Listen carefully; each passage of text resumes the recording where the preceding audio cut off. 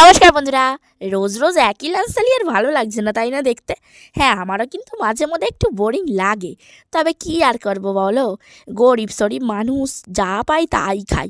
তাই জন্য আজকে বৃহস্পতিবারে পুরো মেনুটাই একদম নিরামিষের ওপর দিয়ে গেছে। ভাত খাওয়ার আগের মুহূর্তে মা ভেজেছে গরম গরম বেগুনি, যাতে খেতে আর একটু বেশি ভালো লাগে। তার সাথে ভেজ ডাল, আর আজকে একটু পালং শাকের তরকারিটা একটু ঝোলঝোল করেই রেঁধেছিল মা।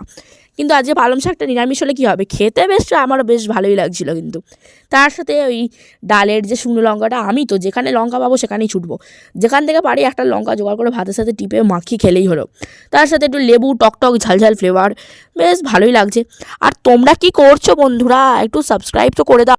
এত কষ্ট করে তোমাদের জন্য ভিডিও বানাচ্ছি, একটা লাইক আর একটা সাবস্ক্রাইব করবে না বলো? ঝটপট করে দাও। আর হ্যাঁ, কথায় ভুল ত্রুটি হলে একটু ক্ষমা করে দিও, কারণ আজকের কথাটা একটু ক্যাজুয়াল ছিল। চলো টাটা।